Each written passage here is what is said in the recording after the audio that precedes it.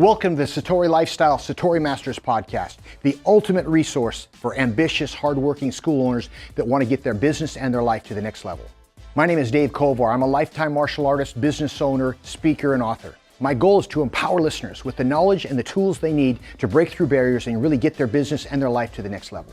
Thanks for watching and enjoy. Welcome to the Satori Lifestyle Satori Masters podcast. I'm your host, Dave Kovar, and today I want to talk about, basically I'm going to go through the annual school improvement plan, things that you can do. The year is virtually at an end, the new year's coming, and things you can do to really make sure that you're going to have a great next year. And by the way, this can be done any time of year. If you're listening to it later on, these concepts apply and they're pretty universal. And so I'm going to go through a whole bunch of points, and along the way, I would encourage you, if you run a business, if you run a martial arts school, to think, how can I apply these concepts versus why this won't work for me? In other words, open mind is, when you're open minded, you're more likely to benefit from the conversation. All right. So this 20 steps to elevate your school. Step number 1 is review and evaluate your personal daily habits. They are the habits that will help you to have a breakout year. This is really important to understand is with good habits, time is your ally. With bad habits, time is your enemy. So you think about that. You analyze your daily habits. Like I was just talking with Christian, our producer, just before this, and I was talking about I went to my phone to check my messages, and next thing you know, I'm off in Neverland watching some YouTube video, right? Well, that's a friggin' something I got to watch. I can see if I don't guard that, and I'm probably not the only one, that I could waste a lot of time doing pretty much worthless things, right?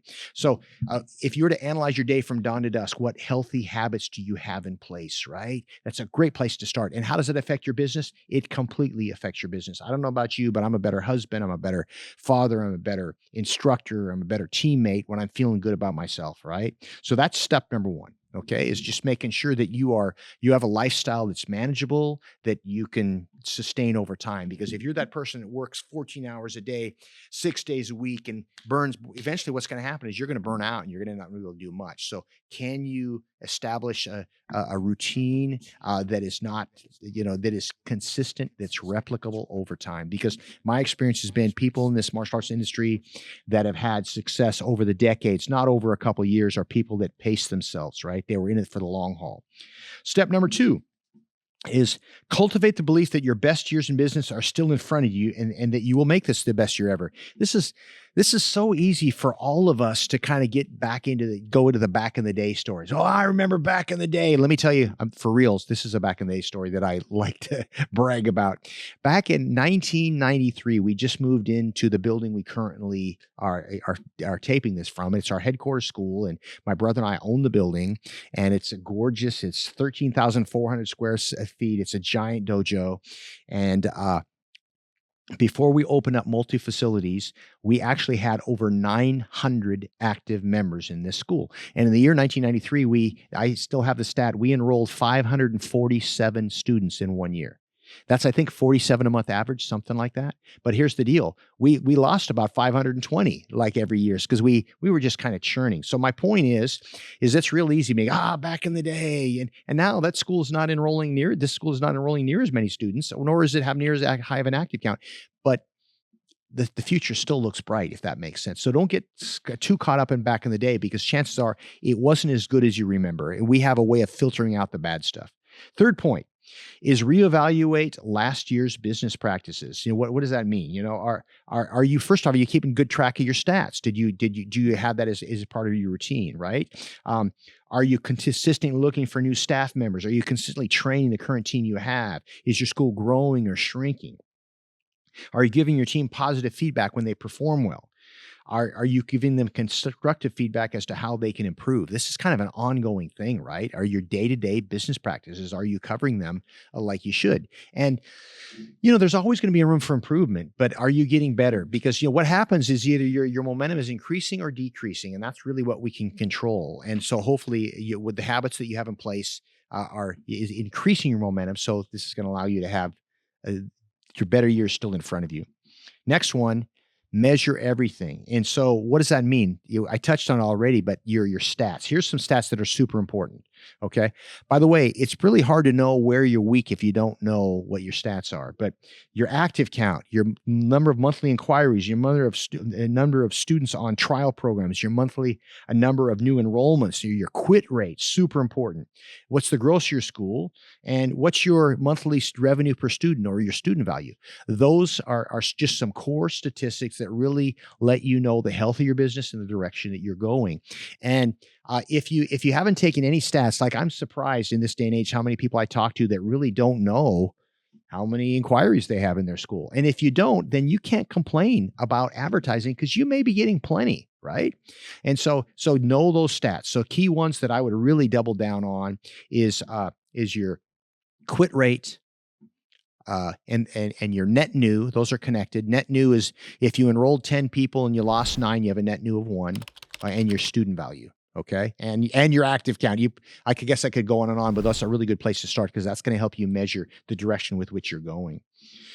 All right. So the number next one is establish 3 sets of goals for the year: statistical, financial, and personal. Okay. Statistical goals might be the number of inquiries you want to have next year, or you starting out month to month. The next one might be the number of new enrollments. What's that percentage? I'm hoping to get 50 inquiries. I'm hoping to get 20 new members. That might be the goal, right? The quit rate right now, whatever your quit rate is, what do you want it next month? Hopefully better. Okay. As this company, we strive for 3%. Quit rate, which means out of every 100 members we have, we'll lose 3 every month. And if you're not keeping track of your stats, that number doesn't mean anything. But if you keep track of your stats, you'll understand that's a very good quit rate. And by the way, as a company, we haven't made that. Okay. Some of our individual locations have made that over the course of the year, but as a company, we're striving to get there. Okay. And of course, average revenue per students, because if you know your average revenue per student is $180 and you have 100 students, then you can pretty much count on you're going to gross $18,000 a month. You guys get the idea, but that helps you kind of measure where you're at. Okay. That would be like statistical goals. Financial goals would be, based on last year's results, you want to have a net new of 8 enrollments. You want to have an average student value from $185 to $210 a month. That makes it really clear. And then the other is personal goals. This can be anything, right? It could be things such as a vacation you want to take. You want to get your body fat down. You want to run a half marathon. That kind of thing I think is really, really valuable. Next, moving on, the next thing that I would strongly encourage you to do is take a fresh look at your facility. So often we forget blind eyes to the wall that needs paint, or the bag that's all beat up, or all the equipment and pens and weird pieces of paper that are behind the instructor's maybe counter on the mat. So what can you do to walk in your school with fresh eyes? Or better yet, you might have somebody from outside your organization, or maybe a parent of one of your students just walk through and critique how the school looks and what flaws they see. You might not like what they have to say, but it's important that you hear that. Super important. Number next on this is get rid of the junk you no longer use. We all have it. I'm in the room that I'm in right now. I'm looking over in the corner and I'm seeing a big container of weapons, right? And these are bow staffs and Joes and shinais, and I can look right from this distance. I can see a bunch of stuff that's pretty junky that we probably should be rid of. Chances are you have that in your school as well. So what can you do? And one of the key things to do, man, if you have Wave Masters, is that they're pretty expensive pieces of equipment. I think they're great to have in the school, but before they get too bad, can you sell them used? And usually you can sell them used for about the same price it costs you to buy one new. And all of a sudden you can keep your stuff looking pristine on a regular basis. Next is along this line, and that is to update update your equipment. Make sure that your stuff is looking pristine and clean. Next on the list, man, how are you doing on your student parent progress checks? Do you have a system in place? If you're a client, you can go to our resource library and look at the 8-step student progress check. It will change your school if you stick it out. Number next on the list, do a performance review with every one of your team members, every one of your staff members. If you are not in the habit of sitting down and doing a one-on-ones with your core team, it's a great habit. Is it time consuming? Yes. Is it worthwhile? Absolutely. Okay. When you can kind of know the pulse of your teammates, man, first off, they appreciate it in almost every case, but man, you can really help, guide them to be the most effective and the person possible in their role, and they'll enjoy it more at the same time. Okay. Um, Moving down the list.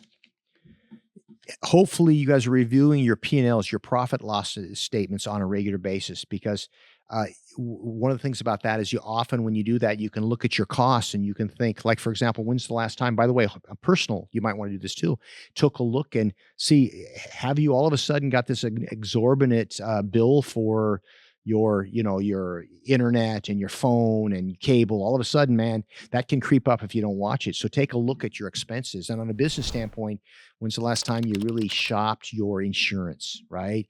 You looked at your lease and maybe you went back to your landlord to try to renegotiate. All those kind of things that ways that you can reduce cost. Okay. Here's one that's really super important. How many times have you meant to like put something on the calendar for instructors training or a buddy day, but you never got around to it, and all of a sudden 6 months later you realize you didn't do it?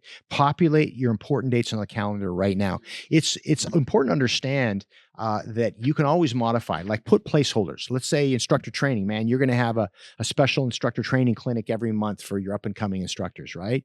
Put it on the calendar. And if you realize, somewhere in a few months, that date isn't going to work out or we're doing too many, you can always adjust and modify. But it's way easier to have in place and take off than it is to try to add it on later. Next one is conduct weekly staff meetings. Now, if you're a solo person, have a staff meeting anyway. I remember one time years ago, I had a client. His first name was Manny. If you're listening, you'll remember the conversation. And I was trying to get him in the habit of having staff meetings. At the time, he had no staff. And I was like, but he was thinking about bringing his brother on as an instructor for him. And I remember saying, man, why don't you just have a set time on Monday mornings at 10 o'clock that you're going to have a staff meeting, even if it's only you, to review the week. And fast forward, now he's got a meeting he has every week and a whole team to back it up because he started somewhere. All right. Next one. How good are you? Tighten up on your time management skills. Is that something that you're on top of or not? It's so easy to let time get away from you. And that's why I'm a really big fan of having a really clear, scheduling out time slots throughout the day for different activities. And by the way, one thing I'd be really mindful or aware of is that if you book your agenda for all day nonstop, guess what happens? You show up and you've got pretty much every day, you've got something you have to put out, some fire you have to put out. And then you're surprised when you don't get through your work. Well, build in time to put out the fire that's inevitably happening tomorrow. But the more specific, and here's my take on this, it's called Parkinson's Law. And Parkinson's Law has to do with time will expand or contract to the amount of time you have for it. That's why when I was in high school, I could get my term papers done in 2 hours. And if you ask me why, because I waited until 4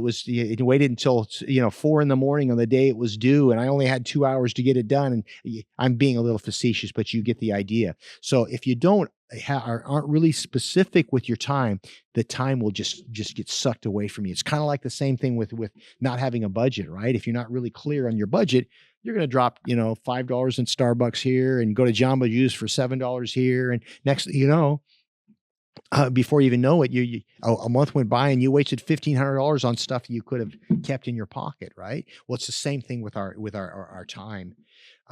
By the way, when it comes to work, the 3 areas that are really important, if you were talking about tightening up on your time management skill, is prep time, prime time, premium time. What the heck does that mean? Prep time is probably the most neglected part of our business, and that's the time that you get to work on your business. That's when there's no classes going on, right? You might not even have the open sign on. That's prep time. Then there's prime time. The open sign's on. There's classes going on. You still have some time to write some notes and interact with parents and that kind of stuff and students. But premium time, that's when all hands are on deck. It's usually a kind of 5 to 7-ish slot at pretty much every school where the place is packed and you're customer facing. Super important aspect of it. Next thing is making sure, this sounds so basic, but starting your day, remember how fortunate you are to be in the martial arts business. right? I mean, you probably didn't do this as like, gee, I want to make a lot of money. Let me get into the martial arts business. But hopefully you can make a good living teaching martial arts. But your passion has to be there. So hopefully you keep that passion strong. And one of the things is just remembering how lucky you are. I mean, think about this. Where can you go where you're doing something you love, you're servicing your community in a positive way, you're making the world a better place, and there's no stress and you don't have to work work very hard. Doesn't exist, right? There's going to be, regardless of what you do, it's going to be hard work. It's going to be stress. So that's why you have to kind of remember how fortunate you are to be a part of this business. The next is stay focused on social media. This is something that is just crucially important. Clearly, this podcast here, well, it helps us. Hopefully it helps you when you're listening, but it helps us stay relevant to the industry, because part of one of the things I spend my time on is coaching other martial arts schools. And this is a chance for me to get out there and interact with people in a positive way. And hopefully, man, some of you like what you hear and it makes sense. And then you reach out and all of a sudden I've got a formal relationship, right? But it's the same thing on a school basis, making sure that you are posting on a regular basis, content that's going to draw people to you. All right. Well, that was a quick list. I don't want to spend too much more time on that. I just wanted to share with you guys is that if you want to get to the next level, you're totally capable of it. Quit looking outside thinking, well, I would like to be more successful, but I can't with, the factory just closed in my town. And, I got this going on. We all have excuses, and not that there isn't outside circumstances that certainly can affect our business, because it certainly can, but focus on what you can control and double down on given that what you can control, your very best effort. And if you can do that, man, your next 12 months are going to be awesome. Thanks for watching, and we'll talk to you next time. Thank you for tuning in today to our podcast. I hope you found it valuable and inspirational. To stay connected, please subscribe to Apple Podcasts, Spotify, or wherever you go for your podcasts.